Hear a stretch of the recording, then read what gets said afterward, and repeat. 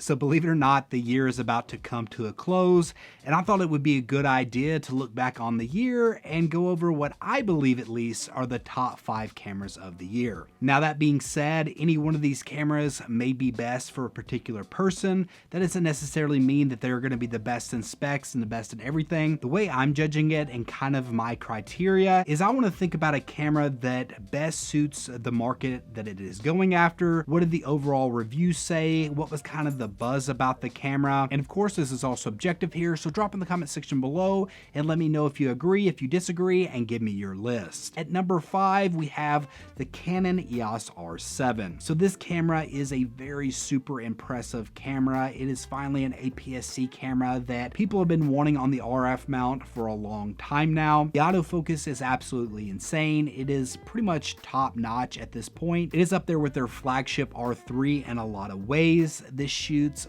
15 frames per second mechanical and 30 frames per second with the electronic shutter. So the speed on this thing is, I mean, it's incredible. I'm going to use that word a whole lot. And I know a lot of people who are using this are sports and wildlife photographers, and they really want that extra speed. And I think it is a very impressive camera. The reason that it's only at number 5 on the list is I feel like there are a few things that knock it down a bit because it kind of conflicts with the market that it is going after. The first thing, and I think the biggest issue about this camera, is just the lack of support of lenses for this camera. There's only 2 different RFS lenses at this point, so that definitely knocks it down a bit because I know a lot of people who have this camera want more lenses for this camera, so that's a big thing, but I'm sure that's going to be something that is resolved in the future, and if Canon would open up their mount to third parties, well, I think it would be resolved a lot quicker. The other thing that I see as an issue with this camera is the buffering rate of this camera. You can only really hold it down for about 1 to 2 seconds, depending on if you're in mechanical or electronic mode, before you're filling up that buffer. And I do think that that is a big issue, especially considering that, generally speaking, it's going to be for high action photographers. The other issue that I see is in the electronic shutter mode, there is a bit of rolling shutter that happens. So at least on the fastest mode, it's usable, but it's not as usable as I would like to see. Now, there are way more great things than bad things, and I could go on and on about this camera, but instead I'm going to go over to number 4, and that is the XT5. The Fujifilm XT5 to me, while may not be a better camera in every regard, the autofocus is definitely not going to keep up with any of the Canon cameras or the Sony cameras or even Nikon at this point, and I guess some people would even question if it's as good as Panasonic. Personally, I think it's better than Panasonic from all my experience with Fujifilm, but I do feel like the Fujifilm XT5 is marketed perfectly for the people that they're going after. It is very much a photography first camera, and personally I just love the analog experience of the camera. And I even know a lot of people who were saying that they really wanted a dedicated first photography camera, and we're saying, oh, they're going to get rid of the variable flip screen. I'm like, that's not happening. In my mind, I thought that's ridiculous, but they did get rid of it, and they did say, hey, this is going to be for photographers first. And I think since they're going after that photography centric first market, I think it's done a really great job with what it has. Now, the one thing that is an issue that I didn't necessarily think of at first, but people commented about it when I went over the XT5, is that it does not have a functioning grip situation. So the grip doesn't even have the pinhole, so it couldn't have a functionable battery grip. It can, of course, have a third-party battery grip to give it some extra batteries, but to actually have a functioning grip, they just took that out of there. I think it is an odd move and something that personally I don't like seeing, but it is what it is. It still makes the list at number 4. Moving on to the top 3, and really every one of these cameras at this point could kind of be interchangeable depending on how you want to argue it. But number 3 for me is the Sony A7R5. The A7R5 really is a very top class camera when it comes to high resolution. They did a whole lot of amazing things with their autofocusing system, and I absolutely love the way they have the tilt out screen that also does a flip out. I mean, it's genius. It's exactly what I've been hoping for a long time. It's even better than Panasonic, which has kind of done that. They even improved on that. I think it's brilliant. I hope they bring it to all their future cameras, and I really do not know why they won't. Hopefully it will be a very durable situation.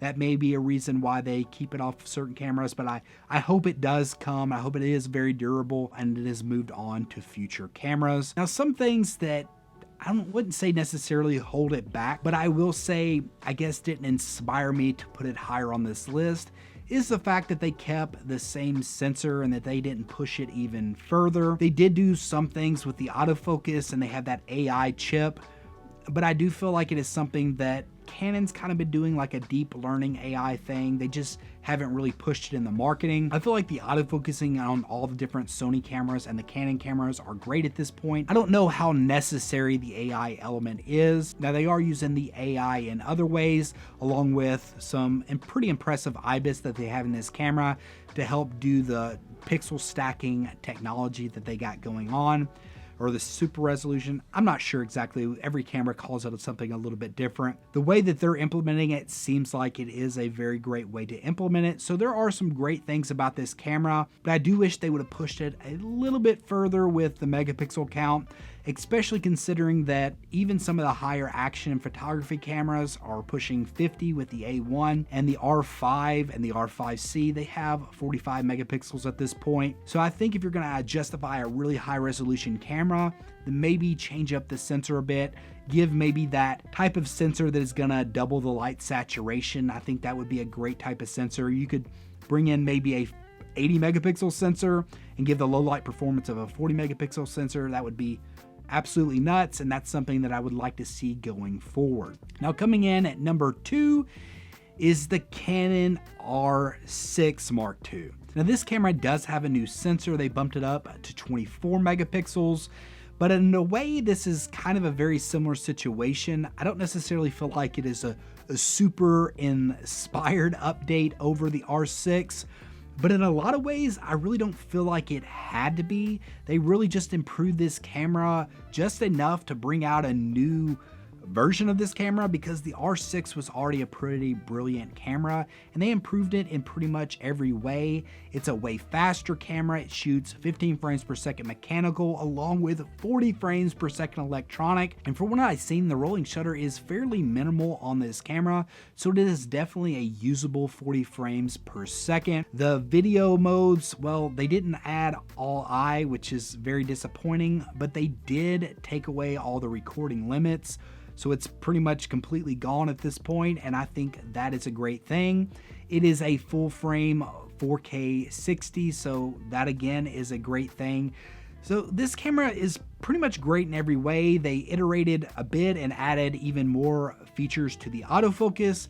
So this camera really is top notch, and it could be the top one on this list. The things that are holding it back are, well, it's just not a super inspired update. They didn't add anything crazy to it that would make me think, oh, this should be the number one camera. And the other thing that they did that just, I should take it off the list for this. They kept that micro HDMI port, so I don't know. I don't know what Canon is thinking, why they did it. I guess they're just wanting to keep that very similar, exact same chassis on this thing. But they did change it a bit with the switch, so I don't know. I feel like they could have changed this thing, but maybe there's something to do with the internal bus of the card that's not allowing this to happen. I don't know, but for whatever reason, they kept that, and that's what keeps it from the number one spot. Now, I know that this number one spot is going to be controversial for a lot of people, and they're gonna think this isn't the best camera, but to me, for what I see out of this camera and what I see is the growth of this camera, and just kind of grab the zeitgeist and the buzz, and to me really put a company that I think should be in the top of the top. The number one on this list is the Fujifilm XH2S. So I meant to say that the XH2 had an honorable mention, so I'll say it now.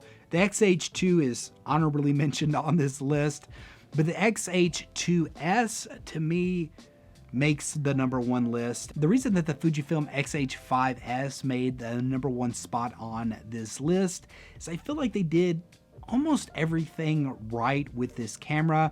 The dynamic range is absolutely nuts with the F-Log 2 that they added in. They have really amazing colors that I feel like they've always had. as well as they've added the full-size HDMI port.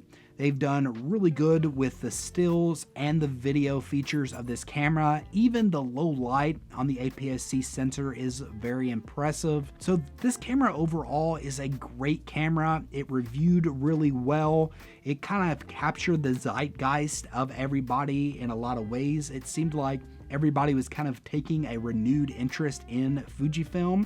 And I think in a lot of ways for me, I want Fujifilm to be up there in the mix. I want Fujifilm to stay around for a long time. Now this camera definitely isn't perfect, and in a lot of ways it's kind of got its own issues. They really didn't fix the IBIS the way I would like to see them fix the IBIS. It seemed pretty jerky the way it's been jerky with the XT5. The autofocus was questionable, I will say. I think that they are going to continue to improve it, and that's kind of like their mantra, that they will continue to improve things. So it definitely has some issues, but overall I think it was a very impressive camera, and to me it makes my #1 spot. Drop in the comment section below and let me know, what are your thoughts?